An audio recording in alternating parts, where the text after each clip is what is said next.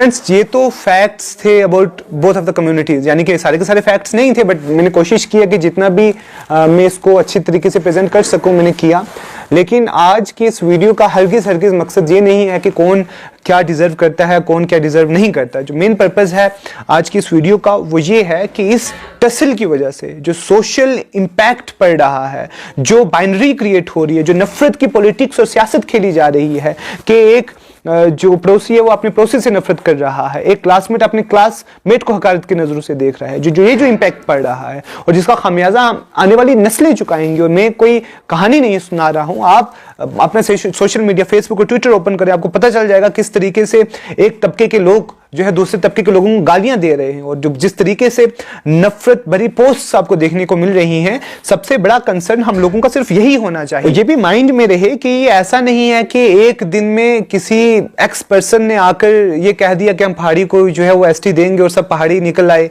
और एकदम से नफरत का माहौल बन गया। नहीं, ये पिछले कई दहाइयों से चला आ रहा है कि लोग इस तरह की एक्टिविटीज करते थे। जो पॉलिटिशियंस थे, जो so called leaders of these tribes थे, वो दूसरी कम्युनिटी के खिलाफ कुछ ऐसी बातें करते थे और सोशल स्टिग्मा ऐसा बना हुआ था जिसकी वजह से हालात बढ़ते बढ़ते यहां तक आ गए। मैं आपको दो एग्जांपल्स दूंगा। पिछले कई सालों से 22 अप्रैल के दिन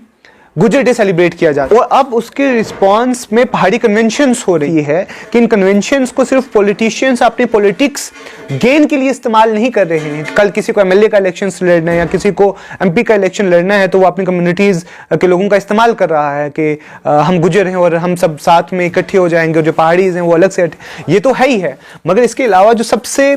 अफसोस की बात यह है कि इन कन्वेंशंस, इन गुज्जर डेज, इन पहाड़ी कन्वेंशंस का हिस्सा जो है एजुकेशनिस्ट बन रहे हैं, ऑफिसर्स बन रहे हैं और सिविल सोसाइटीज इसको बहुत बुरी तरीके से जो है इस्तेमाल कर रही है। यहां से आप अंदाजा लगाएं कि ये सिर्फ पॉलिटिशियंस ही इसमें इन्वॉल्व नहीं है, बल्कि वो जो तबका, वो जो लोग जिनको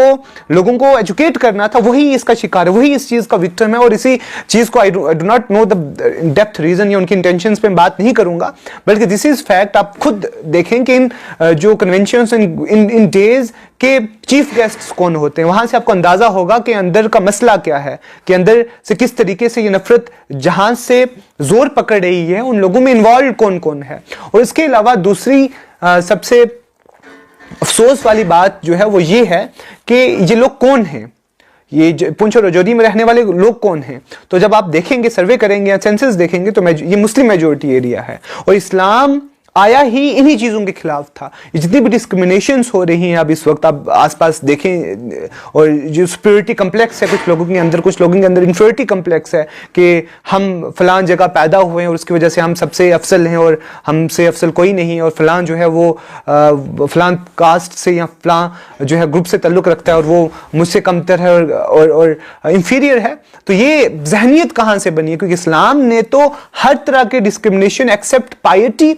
बुरी तरीके से डिफाई किए हैं। जब अभी इस्लाम जो है वो मदीना में नहीं पहुंचा था, मक्का में ही था, उसी वक्त से इस्लाम ने इन सारी चीजों को निगेट किया है। आप मदीना की अगर बात कर लें तो वहां पर दो तबके मौजूद थे, दो कबीले मौजूद थे, औस और खिजरज, और ये पिछले कई सेंचुरी से लड़ रहे थे। और जैसे ही इन कबीले के लोगों ने इस्लाम एक्सेप्ट किया और इनमें जब मुसलमानों की तादाद बढ़ी तो that hate got replaced with love. क्योंकि जब इस्लाम आता है तो फिर इन आइडेंटिटीज पर फख्र नहीं रहता, इन आइडेंटिटीज पर प्राउड नहीं रहता, फिर ईगो क्लैशेस नहीं होते हैं, फिर नफरत नहीं होती, फिर सिर्फ मोहब्बत ही मोहब्बत होती है। तो हम अगर ये क्लेम करते हैं दैट वी आर मुस्लिम्स, तो हमें अपने सोसाइटी में इस्लाम दिखता क्यों नहीं है? हमें अपने घरों में, अपनी फैमिलीज में, अपने रिश्तेदारों में इस्लाम दिख क्यों नहीं रहा है? इतनी नफरत क्यों है? और दूसरी इंपॉर्टेंट पॉइंट ये कि जब नबी अलैहिस्सलाम ने 23 साल की कैंपेन के बाद जब अपना आखिरी खुतबा दिया हिज्जतुल विदा पे, जिसको last sermon of prophet Muhammad सल्लल्लाहु अलैहि वसल्लम, उस खुतबा यानी कि अब इस्लाम का निचोड़ बताया जा रहा है, कंक्लूजन बताया जा रहा है, और उस खुतबे का एक बड़ा हिस्सा जो है वो रेशियल डिस्क्रिमिनेशन पे है कि ए लोगो, तो तुम्हारा खुदा एक है, your Lord is one, your father Adam is one, none of Arabian is superior than non-Arabian, none of white is superior than black and none of black is superior than white। यानी कि किसी को कोई स्पिरिटी complex आ ही नहीं सकता। अगर उसके दिल के अंदर ईमान है तो स्पिरिटी कम्प्लेक्स इसी वक्त चला जाना चाहिए जैसे ईमान इंटर हुआ है। इसी की एग्जांपल आप यहां पर ले लें कि अबू ज़र गफ़ारी रज़ियल्लाहु ताला अन्हु one of the most noble companions of prophet Muhammad सल्लल्लाहु अलैहि वसल्लम, प्रॉफिट मोहम्मद को हज़रत अबू ज़र गफ़ारी से बहुत ज्यादा मोहब्बत थी। मगर आप ये देखेंगे जब एक मर्तबा उनकी किसी दूसरे सहाबी के साथ कुछ बहस हो जाती है और बहस में वो उस हीट ऑफ द मोमेंट में उनकी जुबान से निकल जाता है, या इब्न सौदा, ओ सन ऑफ ब्लैक मदर, वो काली मां के बेटे, और जो साबित थे उनको दौरे जहालियत में इसी नाम से पुकारा जाता था, तो उनको शायद वो जुबान पे था और वो किसी तरीके से गुस्से में हीट ऑफ द मूवमेंट में निकल गया। और जब उन्होंने ये अदा कर दी उसके फौरन बाद उनको रियलाइज हो गया कि उनसे गलती हो गई और माफी मांगते रहे। मगर जो सहाबी थे वो बहुत ज्यादा हर्ट हो गए और प्रॉफिट मोहम्मद सल्लल्लाहु अलैहि वसल्लम के पास चले गए। जब वहां पर जाते हैं और प्रॉफिट मोहम्मद सल्लल्लाहु अलैहि वसल्लम को इस बात का इल्म होता है तो उनका चेहरा लाल हो जाता है और हज़रत अबू ज़र गफ़ारी जैसे सहाबी को बोलते हैं कि अबू ज़र, देयर इज स्टिल जहालिया इन योर हार्ट। है ना, ये शुरुआत की बात है, शुरू की बात है, अभी भी इस्लाम जो है फैल रहा है।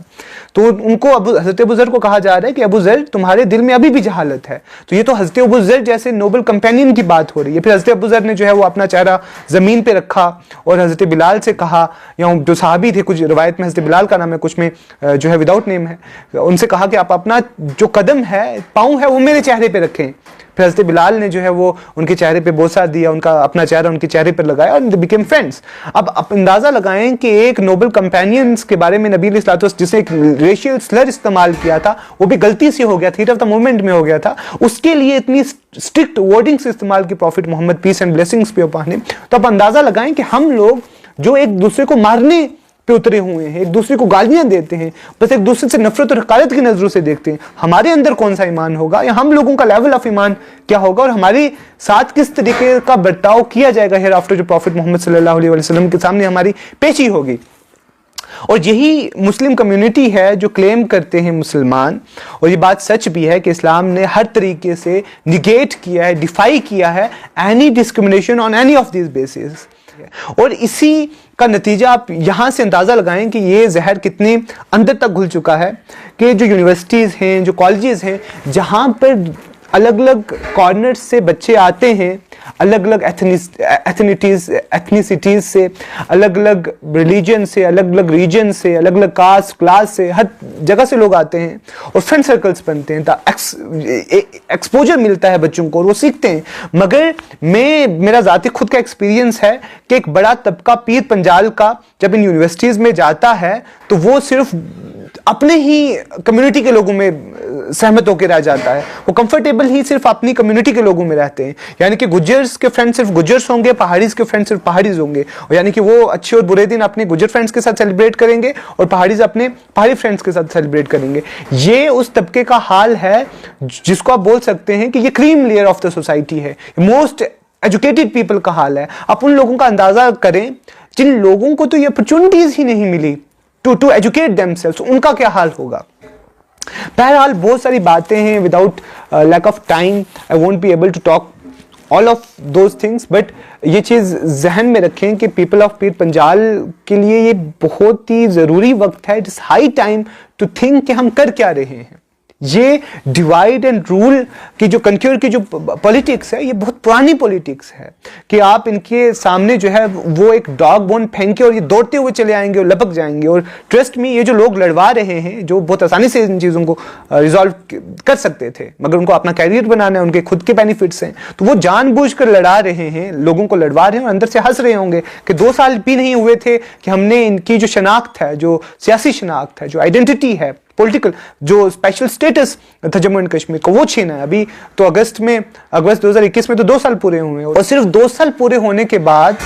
हम लोगों का ये हाल है कि हम लोगों ने उनको एक्सेप्ट कर लिया है अपना लीडर। आप इसको कंपेयर करें किसान मूवमेंट के साथ, उन्होंने अपना मूवमेंट चलाया, क्या उन्होंने कॉम्प्रोमाइज किया अपने असूल, क्या उन्होंने अपना ज़मीर कॉम्प्रोमाइज किया? तो फिर हम लोग किस लेवल पर खेल रहे हैं, किस लेवल की पॉलिटिक्स हम लोग खेल रहे हैं। और दूसरी इंपॉर्टेंट बात यह है कि यही जो पीपल इन पावर जो हैं, जो लड़वा रहे हैं गुजर और पहाड़ियों को आपस में, जिसमें गुजर और पहाड़ियों की खुद की भी गलती है जो मैं एक्सप्लेन कर चुका हूं, इन्हीं लोगों ने आज से चंद महीने पहले आप देखेंगे ये लोग डांस कर रहे थे गुजर कम्युनिटी के साथ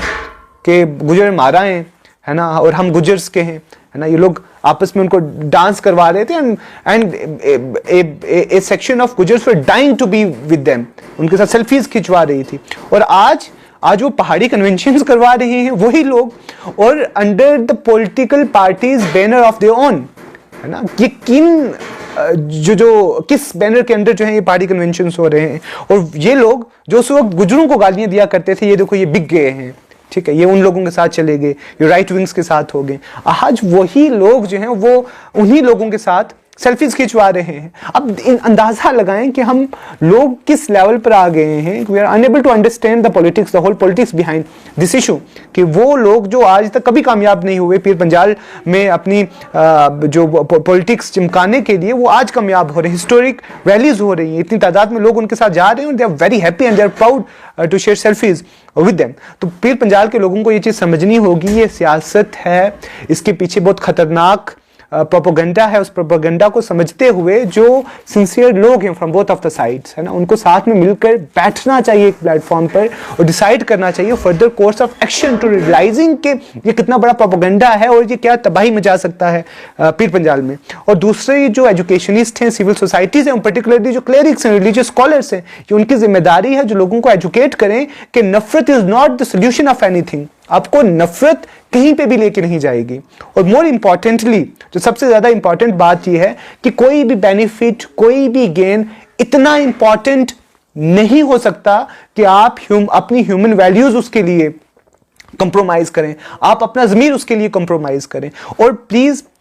क्योंकि हर तरफ नफरत का माहौल है, तो ये हर इंडिविजुअल की रिस्पॉन्सिबिलिटी है कि सामने से आने वाला शख्स आपसे जितनी मर्जी बदतमीजी से बात करे, जितनी मर्जी ज्यादती करे आपके साथ, या गाली दी आपको, आपने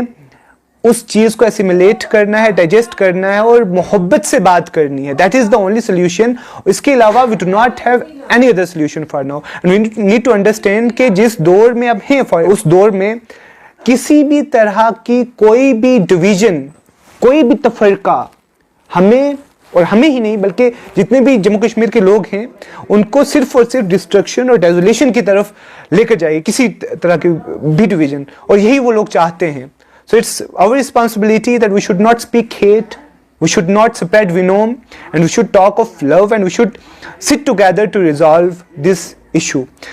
मैं किसी भी पार्टी को सपोर्ट नहीं कर रहा हूं, किसी भी पार्टी को अपोज नहीं कर रहा हूं, और खुसूसी तौर पर वो जो लोग नफरत फैला रहे हैं, they are enemies of all of us, and we need to understand the propaganda. Thank you so much for your time.